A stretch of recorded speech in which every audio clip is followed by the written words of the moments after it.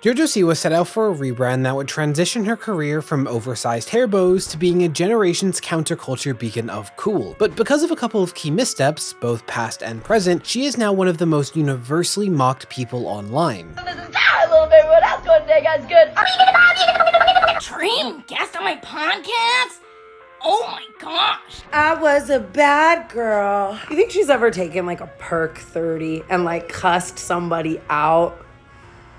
Which leads one to wonder, what brought JoJo to this point, how could this have been avoided, and does JoJo possibly deserve this treatment? Now, JoJo got her start on the reality show Dance Moms, a program that aimed to showcase the people brave enough to ask, what if we treat children like professional dancers instead of, children? Which is always a great idea and demonstrates why putting kids in show business just makes sense. Fix this hair, cause it's horrible. It's not my fault. Your kid is not as good as my kid. Please ignore her. I don't know what she's doing. She wasn't bullying. Wasn't bullying. I'm talking about You're making my daughter cry, so shut it. Talk about what? Yeah, how many times has my daughter beat your daughter this year? You're just jealous that Brit has had a better season than Kendall. It's all over social media. It doesn't. Kendall, don't listen to her. Now, JoJo quickly became the show's breakout star, due in part to her existing following, upbeat personality, and for being one of the show's most skilled dancers despite being roughly 11. And her brand was just as upbeat as her, with her signature look being comically large hair bows that you can find at Walmart with her face front and center. And while she went on to work with Nickelodeon, the most interesting parts of her career since can be found in her time online. See, JoJo has become a pretty prominent influencer, amassing huge followings on YouTube, TikTok, and Instagram. And while her Dance Moms fame was largely focused on what she could do, these platforms showcased much more of who JoJo is. For example, her relationships. Once JoJo came out as a lesbian, her content began to showcase her dating life. And while that would include the typical coupley content, in JoJo's case, it also became pretty focused on breakups. I want you to listen for a very special ad-lib,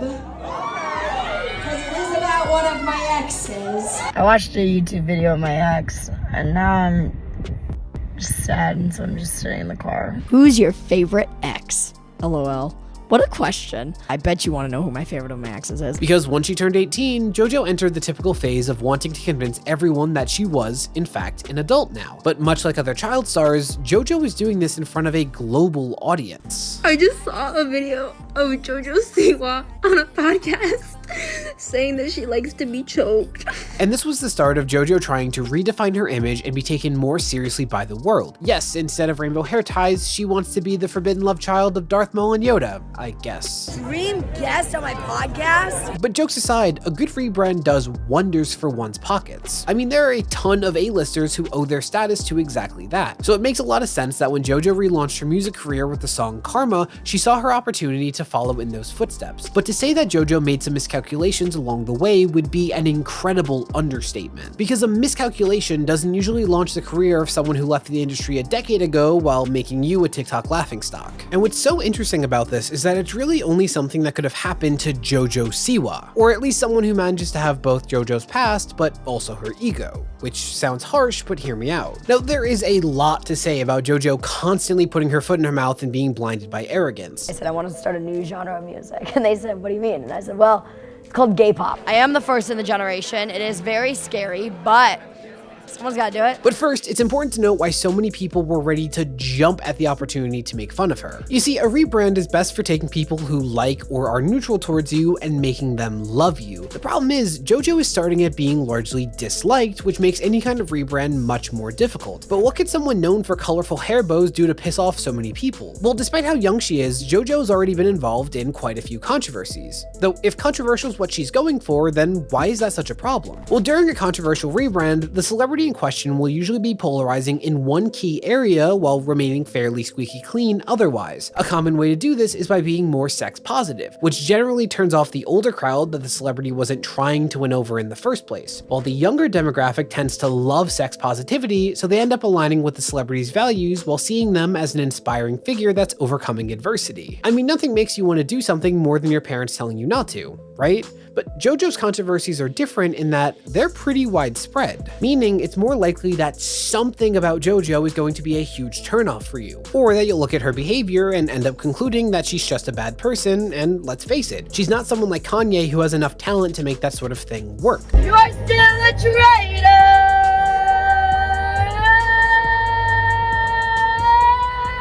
But what exactly are these controversies? Well, remember how JoJo Siwa got her start on Dance Moms, a show where adults justified putting kids in abusive environments by saying it would make them successful? Well, JoJo herself actually stood up to this treatment various times while on the show. She deserves nothing. No crying children. None. Well, if you yell at me, I'm gonna cry. Get out. Is that really a costume? You wanna see a costume?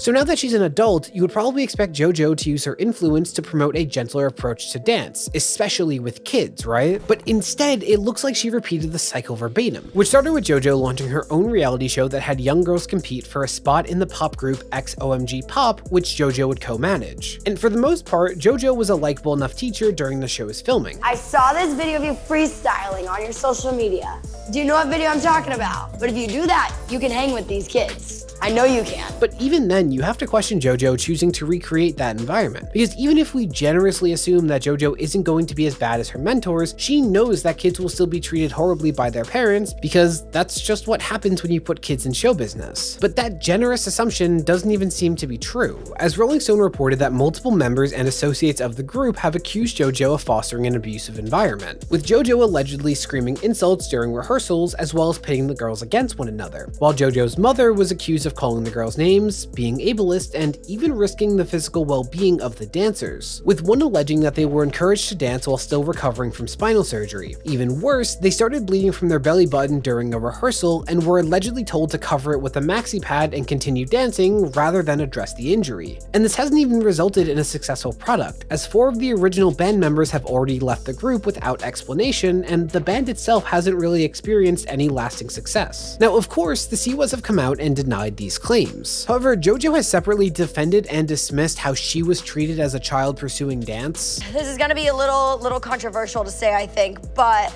to me, Abby was always right. She wasn't just yelling at me because she wanted to yell at me. I actually was a mess and was a beat off.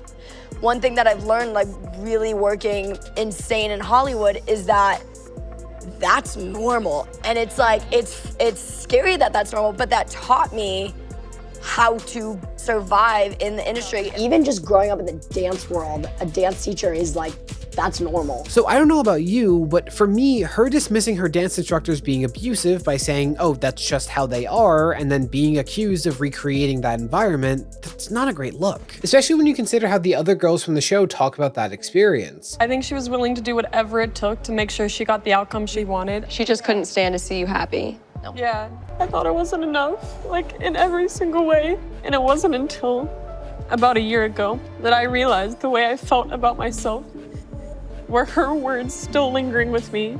Like 10 years later, she doesn't define me anymore. She doesn't get that power over me. What message would you like to send Abby Lee, if anything? I have a life of peace now, and I have a successful career now, and it's in spite of her, not because of her. And sometimes we were dancing on concrete, which is so bad, and I have permanent cankles from that. Thank you, Abby Lee Miller. I feel like the girls and Abby were downplaying the injuries because she didn't want it to affect the dances, and she wanted us to dance anyway. Not to mention that JoJo herself admitted to engaging in self-harm as a result of that environment. I took the stress out all on this side of my head, which is why I have no hair right here. It's why my hair's super thin on this side. I used to get this stress rash right here, and I just pick it all day long. And now I don't have hair right there. It's really bad. But either way, when talking about this report against JoJo, it being true or not kind of doesn't really matter since we're talking about JoJo's image instead of her character. See, the timing of this report could not have been worse, as it released in February of 2024, which is significant because 2024 has seen a sharp increase in public scrutiny towards the treatment of children in show business. So it makes sense that this would turn a lot of people against JoJo. And that's not even her only controversy involving children. See, JoJo has also maintained a very public friendship with disgraced YouTuber Colleen Ballinger, who spent 2023 dealing with a swarm of accusations of acting predatory towards minors. And Colleen, for all the messages that I've now for the first time shown my mom that you have messaged me, virgin, ass pics, sexual position, period talk, like all this, sex with your ex-husband, Josh's size, all this. She was literally in DMs talking to children about sex. Here's one. Are you a virgin? This is Colleen in a group chat with children. She's also asking, what's your favorite position? These are children. With some of this behavior even extending to creating entertainment at their expense during her stage shows. I will never forget where I was laying under Colleen and she was smirking down at me while thousands of people were laughing, and I was terrified that my body wasn't covered enough. I basically felt naked, so it felt incredibly sexually violating. As someone who has been sexually assaulted, this situation gave me that same feeling. And this all climaxed with easily the most infamous apology video in internet history, which is really saying something. The only thing I've ever groomed is my 2 Persian cats. I'm not a groomer. I'm just a loser. And from a PR perspective, you would expect JoJo to probably distance herself from Colleen, at least publicly, right? Especially when you consider how Colleen made a mockery of some pretty serious claims with her song. But instead, JoJo was quick to come to Colleen's defense, saying that the internet was upset over nothing. The internet can take a lie and run so far with it, so far, to the point where you just can't do anything about it. I think the problem is the internet was able to capitalize off of her cancellation, and they still are, and they still are continuing to, and it's not okay because a lot of it is based off of lies. Which, as you'll see, is pretty par for the course from JoJo, who sees the internet as an insincere collective of haters who couldn't possibly be providing constructive feedback. And this friendship is ongoing, as Colleen was invited to Karma's release party. And since Colleen's misconduct is documented better than what you'd find in the Discovery Channel, anyone aware of that situation now has a reason to not like JoJo Siwa. And it doesn't help that JoJo arguably managed to downplay and enable the exploitation and abuse of children again. It's not a good look. And that's not JoJo's only controversial friendship. There's also James Charles, who also has a not so great history with contacting minors as well. 2 different people, both under the age of 18, have recently come forward saying that they had inappropriate messages with me on social media. As an adult, it is my job and my responsibility to verify who I'm talking to, and therefore there is no one to blame for this other than myself. So you now have 3 separate instances of JoJo either being accused of abusing kids or maintaining a close friendship with someone facing similar accusations that have been proven to be true. There's also JoJo's public feud with her ex-girlfriend Avery Cyrus. Now look, I don't think any of us are overly interested in JoJo's dating life, so I'll keep it simple. Both sides of this conflict have made some dislike JoJo, with some finding JoJo's actions to be performative and desperate. Why are you mad? Why are you mad? Because I got used. For what? For views. And for clout. And I got tricked into being told that I was loved. And I got played. While Avery has released videos telling stories of past relationship perils, some of which are strongly believed to be about JoJo. My girlfriend at the time was like, I think I should text my ex and let her know that there's no bad blood between us. Turns out she sent more messages, something along the lines of, oh, I still have the thing you gave me when we first met. 3 days later, she dropped me off at the airport to go home. And as soon as I walked through my front door, she sends me a voice memo breaking up with me through voice memo. So this kind of messy public behavior has turned off a whole other group of people. So yeah, JoJo's rebrand was destined to be an uphill battle. Due to her past, many people are now quick to highlight every mistake she makes during this journey, and there have been quite a few. See, despite her experiences in media, JoJo isn't the best when it comes to optics, which is made very clear when you pay attention at how she's acted throughout the release of her song. Now, this started mildly with people making fun of JoJo's choreography for Karma, because yeah, it was bad.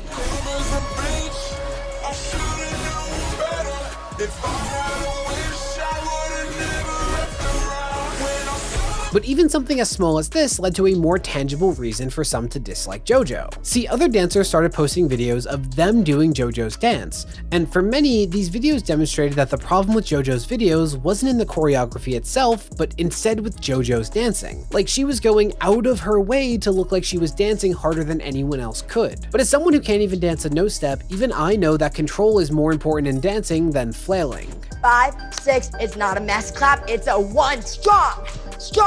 It's not party. That's messy. We don't like messy, okay? We gotta be clean. So what started with people just making fun of JoJo from an artistic perspective turned into people finding her personally obnoxious. And look, it sucks to be the internet's punching bag, but that's what JoJo quickly became, and she needed to pick the right response. Because a good response can be make or break when the internet is ganging up on you. I mean, just take Jake Novak, who disappeared for a year, released a pretty well-received meta sketch, and went back into silence. His comments have done a complete 180. Alternatively, you could take it very personally occasionally lash out and make it all tremendously worse, aka the Colleen. You should never go with the Colleen. Hey everybody, I'm not someone new to harass. She did some things that I do not like in her past. So everybody gather around, cause we're about to attack. We're not based on facts, okay? So of course, that's exactly what JoJo did. Like it or not, what's been in your head the last 3 days?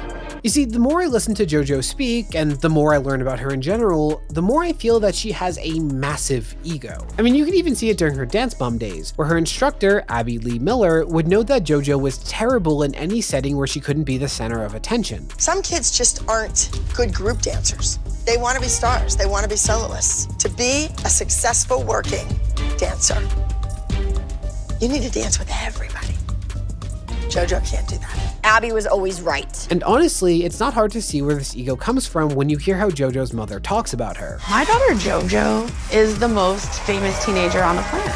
Fun fact, I'm petty, so I asked Gemini, ChatGPT, and Meta AI to name the 5 most famous teenagers in the world when that came out. And not only did none of them mention JoJo, but ChatGPT actually cheated rather than include her. So do with that what you will. But in trying to promote Karma, JoJo set out on somewhat of a media tour, getting in front of any camera that would have her and trying to cause controversy, because no bad publicity and all that. So for somebody to open your comments and comment, they're enjoying it. It's fun for them. And at first, this started with JoJo directly labeling the song as a rebrand and talking it up quite a bit. No one has made this dramatic of a change yet. No one has made, in my generation, this extreme of a switch. And I am the first in the generation. It is very scary, but someone's gotta do it. People are not gonna like it. People are gonna be mad at me, for sure. The internet has definitely made me feel like I'm a f***ing psychopath. I realized something.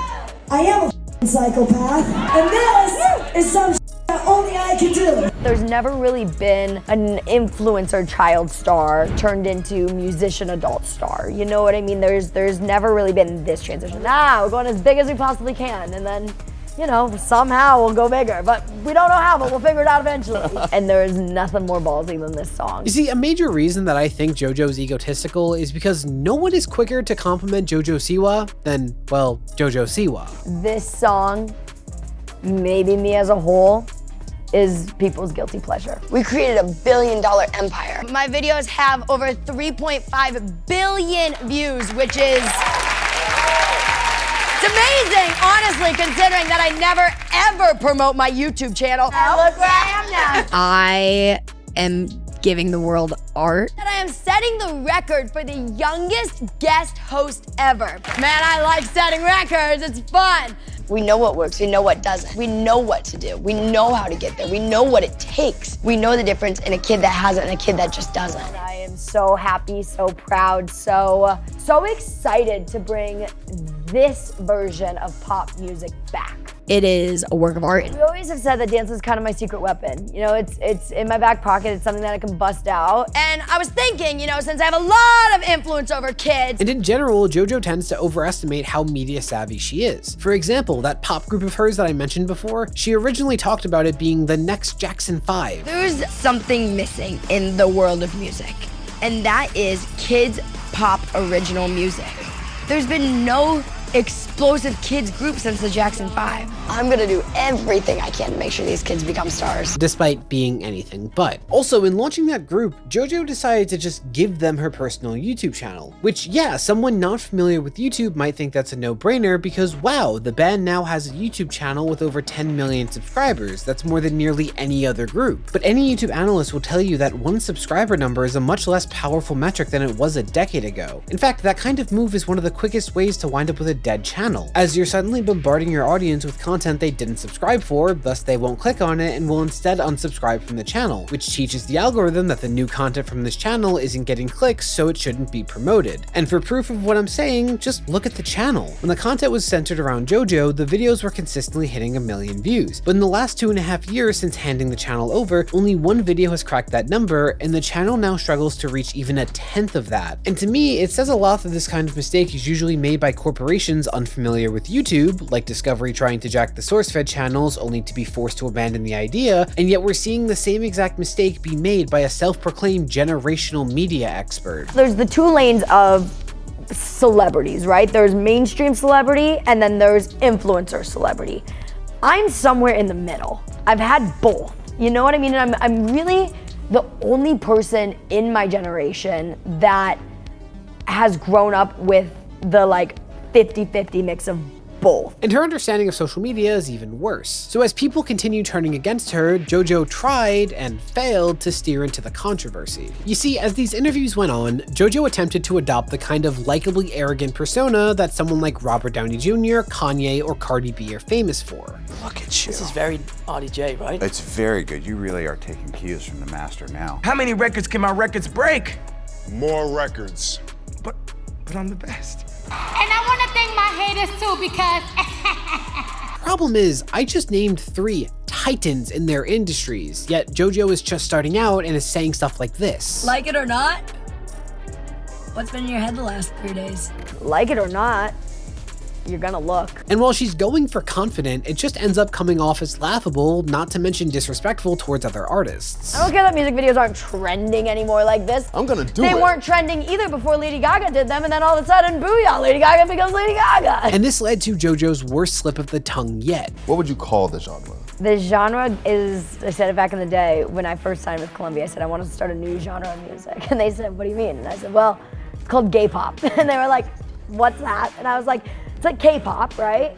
But it's gay pop. You see, JoJo has been consistently trying to gain the support of the queer community. Yet with just that comment, she managed to do the opposite as, again, what she said came across as incredibly disrespectful. Part of being young and queer and coming out and joining this community, entering into this space, is learning your history and knowing just how much work it has taken to get us where we are today. You were this close to not violently disrespecting all of your queer elders, and you just flew over the mark. I was defending JoJo Siwa and felt really bad about how many people were making fun of her until she said that she is going to invent gay pop. And to say something as outlandish at the age of fucking 20. And then immediately went on to list artists and their songs that already fit under the genre of gay pop. She was like, you know, like Born This Way by Lady Gaga. She actually deserves 100% in all the hate that she's getting. Achingly disrespectful.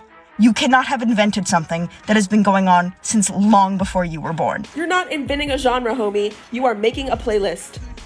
And the playlist already exists. You just need a better Spotify. And when you consider that JoJo is one of the most famous examples of an openly gay celebrity heavily representing their sexuality in their art, it's almost impossible to explain how devastating this really was for her. And while I'm not part of the LGBTQ+ community, even I think that it should have been incredibly obvious to JoJo why that line would be tasteless. Like, while there are still dangers and risks, there has never been a safer time for a rich white musician in America to incorporate their sexuality into their art. And that only happened because of decades of musicians paving the way during times where that could have cost them their lives or careers. Yet JoJo is so quick to take credit after just releasing a song. And in response to the controversy, JoJo just kind of doubled down and tried to tell millions of people that they're purposely misrepresenting her. I gotta ask you with the gay pop.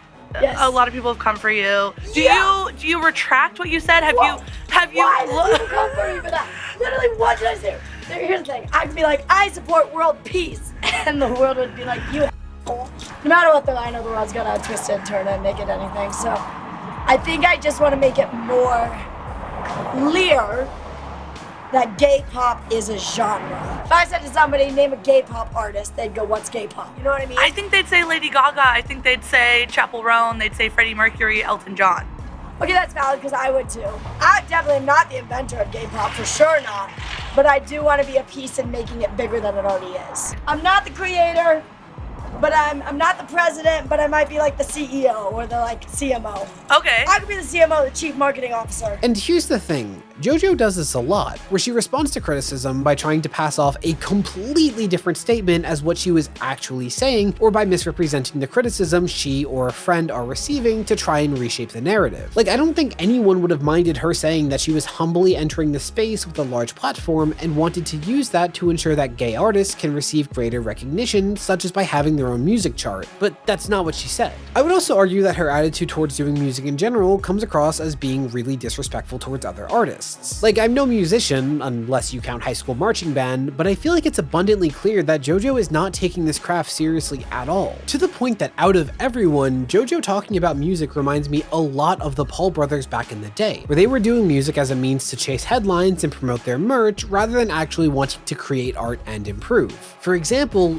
JoJo cannot sing this song live. That song hits the lowest in my range and the highest in my range. It was a game of press play, eventually we will get the take, keep it on loop, and we just looped and looped that one line for hours until we got the right take. And I always told the producers, I was like, look, I will stay in here till we get it. And we will get it, because I won't leave until we do. The vocal sessions, the amount of times I lost my voice while recording Karma is actually crazy, but worth it. She also said that she cared about the music video rather than the song itself. The Karma music video is actually more my baby than the Karma song itself. I think the music video really does more justice than the song. And that she cares more about the song being visible than enjoyable. I think the biggest thing about this video, I don't care if people like it, I don't care if people hate it, but I want people to turn their head at it, and I want people to notice it. I don't know, it just rubs me the wrong way when someone tries to enter a new space but so clearly thinks that what they're doing is beneath them. Maybe if you created a fun environment, or were better at the game you're playing, or even if you just interacted with your chat instead of staring at your phone every time a cutscene comes on, people would see the value in spending money to support your stream. The quickest way to make people angry is to act as if you're entitled to their money by merely existing in front of them. Like, I'm not trying to say that people should know their place, but I also don't think it's unreasonable to say that you should respect the environment you're entering, spend some time paying your dues while making a name for yourself, and focus on honing your craft. And if you're gonna break those rules, you better be damn good at what you're doing. I mean, say what you will about the whole YouTuber book trend, but at least those creators had the common sense to not call themselves once-in-a-generation writers when they were just trying to cash a check. But to be clear, it's not JoJo wanting fame and money that I'm talking about here. I mean, just look at Mr. Beast. He straight up says that he always wanted to be a famous YouTuber, that was the only thing he saw himself doing. I just want to make YouTube videos. That's all I ever want to do.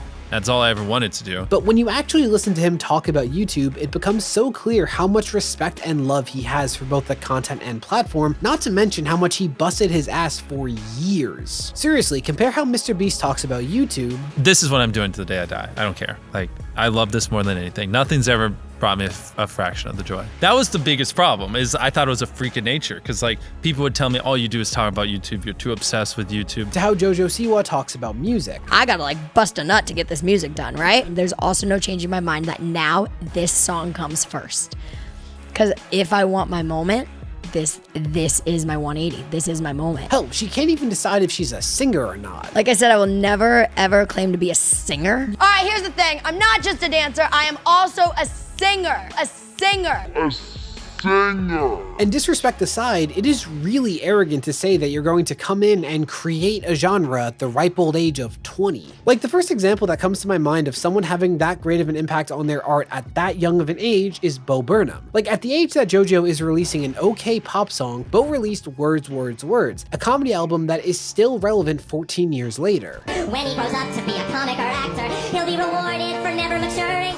Bitches and hoes don't exist because the hoes know those are feminist. But people like him because he would probably laugh at the idea of being given that much credit. And we're tall white guys. We overcame nothing to be here.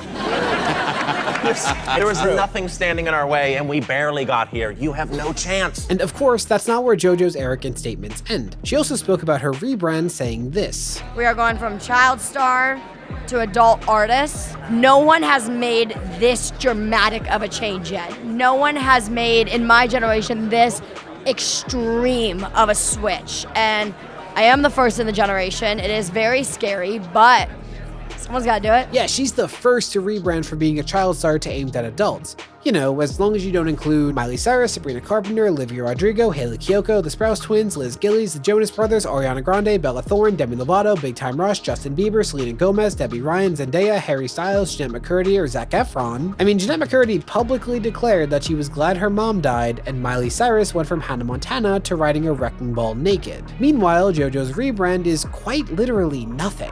Nothing is actually different about her. She just wears black outfits that are more revealing while constantly saying words like like Rebrand or Era. I mean, JoJo has repeatedly talked about how while recording the song, she was afraid to say the B word. Originally, I was scared of the lyrics. I was 18 years old. I didn't want to say bitch. Which again, that line is just incredible because JoJo manages to once again take an idea that could be perfectly relatable about striving to be more authentic in her art and why that's intimidating, and ruins it by just having to say that she's the absolute best in a space that she's just now entering. Like JoJo has unironically compared swapping colored gemstones for black ones to Miley's Rebrand in 2014. And it is the full 180 moment that I have always wanted. And the fact that people aren't comparing it to Miley's Bangers moment, like, goal achieved. Which, no. He moves out. You've got the tickets.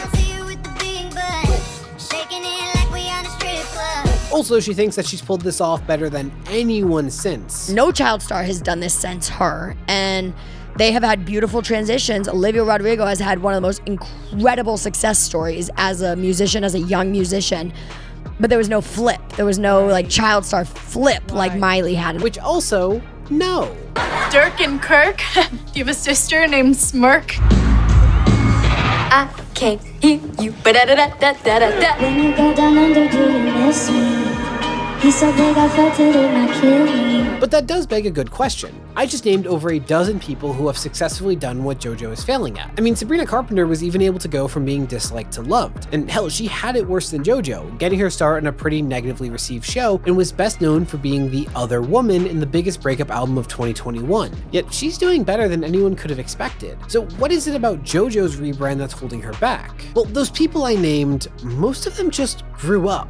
Like, for the most part, it just felt like their contracts with Disney or Nickelodeon ended, so they wanted to be more authentic and experimental. But nothing pisses the internet off quicker than someone being inauthentic. And with JoJo Siwa, there isn't an ounce of authenticity to this. Like, this so-called rebrand just feels like a business decision that's meant to further her career and get people talking. Hell, she openly admits that that's all this is. When I was 8 is when Miley had her bangers moment. And I was like, all I want is to have that one day. Like, I want that. And honestly, since I was like 15, like my whole like inner circle has been like talking about it and like getting excited for it. I don't care if people like it. I don't care if people hate it. But I want people to turn their head at it, and I want people to notice it. Okay, to review, that was her openly admitting that she's been planning this for a decade, meaning it has nothing to do with her naturally maturing as a person. Like celebrities who rebrand don't go calling it a rebrand even when it's extremely calculated. And this is part of what makes this so-called rebrand such a turnoff to anyone who wasn't already against JoJo. She says things like, I'm sorry, the old JoJo can't come to the phone right now. What?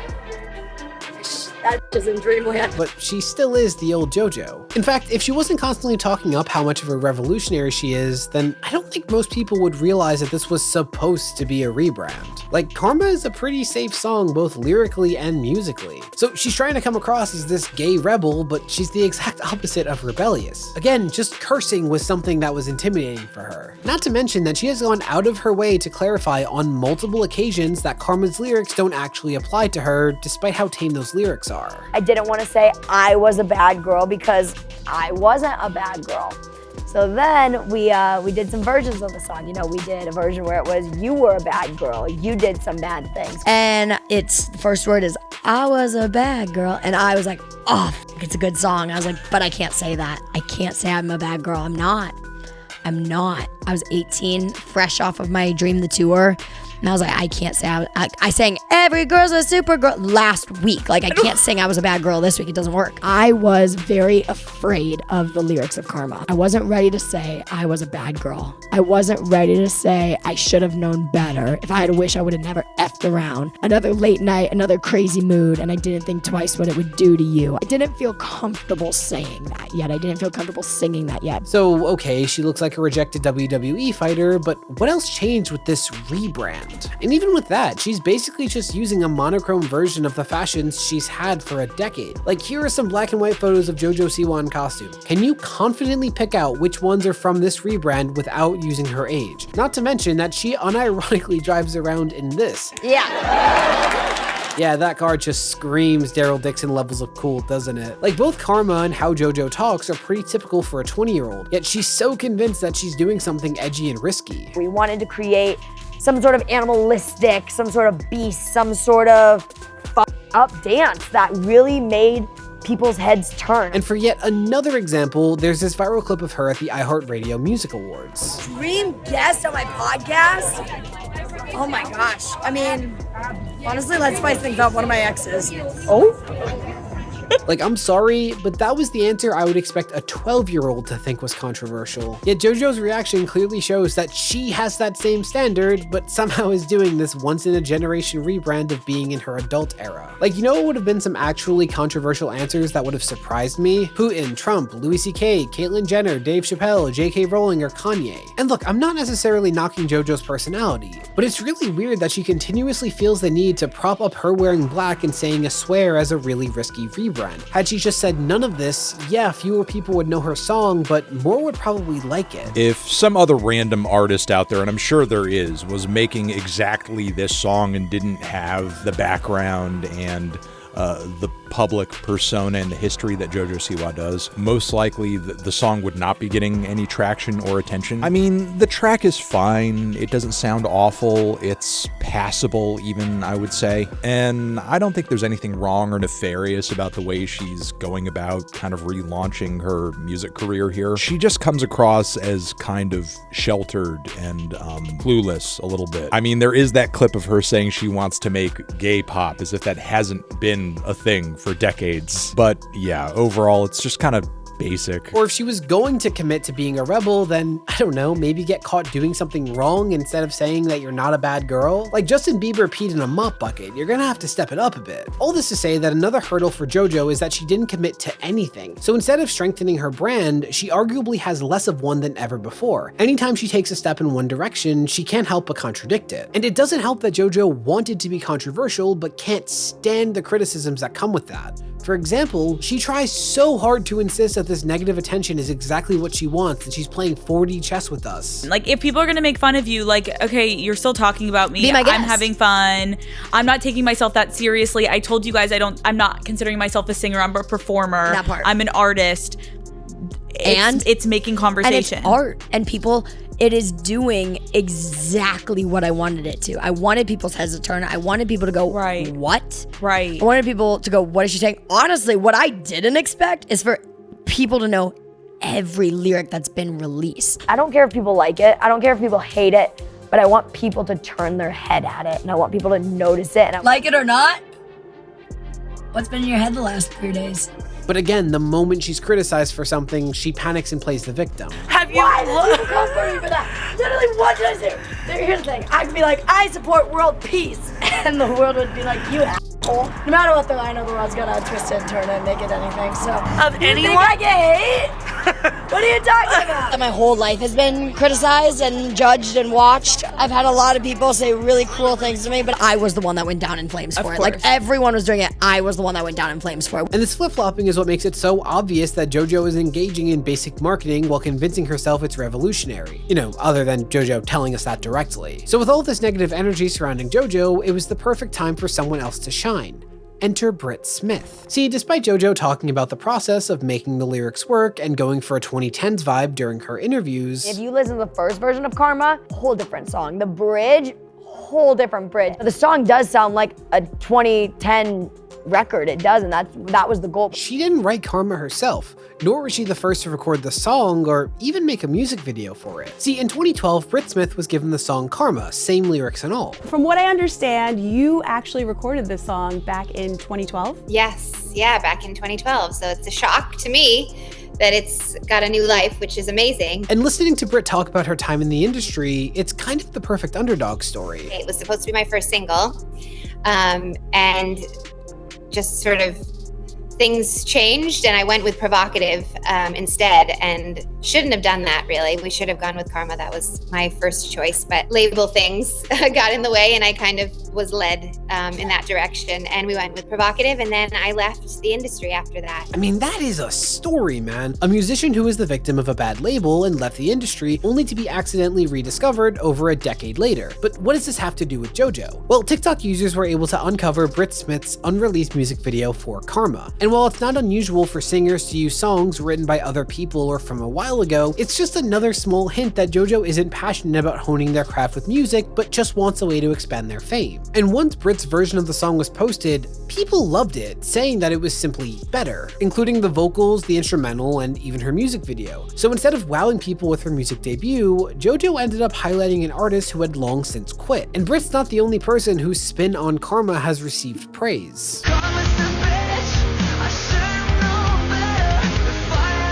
So it's literally just JoJo. Now, as you've seen, JoJo doesn't take criticism very well, nor does she seem to really understand the internet, especially the fact that when the internet realizes they can get a reaction out of someone, they're not going to leave that person alone. So after days of hearing that Brit Smith was better than her, TMZ actually asked JoJo about it, to which she somehow made things even worse by saying this. Did you steal it from Brit Smith? I did not steal anything. There's no such thing as stealing. Yeah. I also don't know who Brit Smith is. She sung it before you, apparently. And it's been going viral online. Clearly not that viral, because I haven't even seen it. It's not me, so.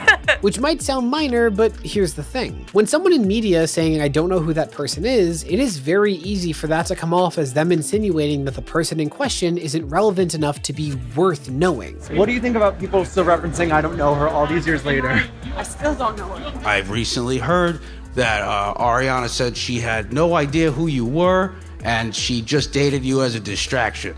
So now I just think it's like fair game. And because it's often used as an insult, most media-trained people would phrase that kind of thing far more politically instead of putting it as bluntly as, well, JoJo did. And here's the thing, it's very possible that she didn't mean for that to be an insult, the same way that's possible that she didn't mean to say that she's inventing gay pop. But after spending a decade as a celebrity, you would think that JoJo would have some level of media training. Like, to be fair, her clarifications usually make sense, so why not just say that the first time so people don't have reasons to think you're being insincere? Again, JoJo's character is irrelevant. All that matters is what the public thinks of her. And now that she's finally steering her own ship, she just doesn't know how to play the game. Though Brit Smith, she most certainly does. See, after JoJo's comment, Brit actually released her original version of Karma as, well, a cover of JoJo's song that was recorded 10 years before the original. Yeah, again, the details of how JoJo messed this up are so uniquely specific that it's honestly kind of impressive. But not only did Brit release her version, it actually went on to chart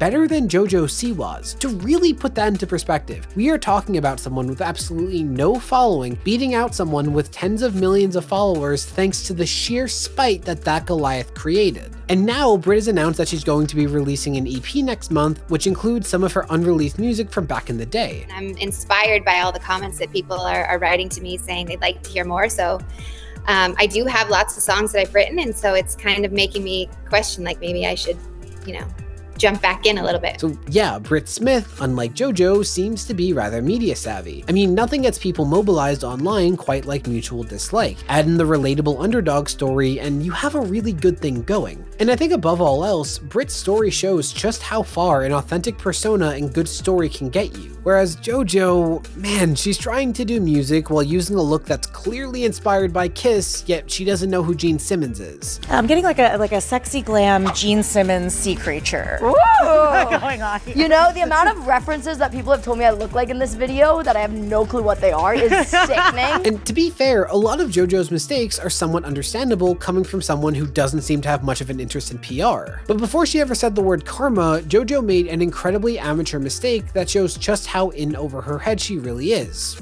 What do I mean? Well, if you're trying to grow a following, the most basic but important step is figuring out your target audience. Which makes sense, right? Like, how can you expect success unless you identify who you're trying to appeal to and develop a sense for what they want to see from you? And with the rebrand, it's even more delicate because you're trying to change that demographic. So how does that apply to JoJo? Well, there's a really basic question that should be clear as day, and yet it's not. What demographic is JoJo trying to win over? Like, who exactly is her target audience supposed to be? Like, okay, it's not children anymore because she's in her so-called adult era, and it's not the older crowd because Gay Rebel is one of the last things they'd support. Okay, so maybe it's millennials, the late 20s, early 30s crowd. Well, JoJo made this statement. How old are you? 29. Yep, you're the age that judges me. So I guess not, which would only leave the early 20s crowd, right? But wait, who do you think is making fun of her on TikTok if not that audience? I mean, let's face it, Gen Z are the people who never forget your misdeeds. So if you take JoJo's problematic past and combine it with every time she opens her mouth during this media tour, it makes sense that Gen Z seems pretty thoroughly done with her. Not to mention that Gen Z possibly has the largest queer population ever. And if you remember, JoJo managed to piss off that entire community.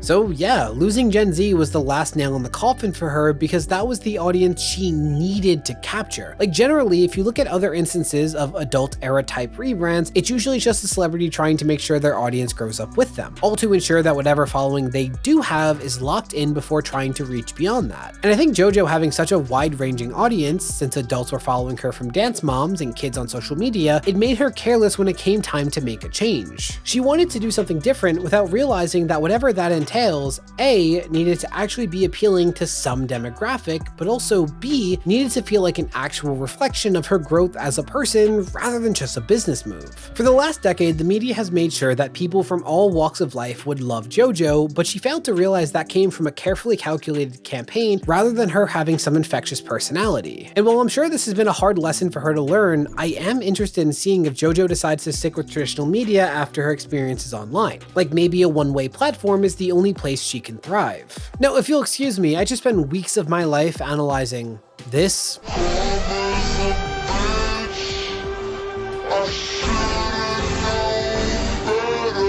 So I want to make the most of this video with a really effective rebrand inspired by JoJo Siwa. But it has to be something bold, something that's brave, something that only I could do as the person to invent the concept of a white man making essay commentary hybrid videos. And I know just the thing. Oh, can't forget. Yeah, move over, JoJo. Rebrand of the decade, try rebrand of the century.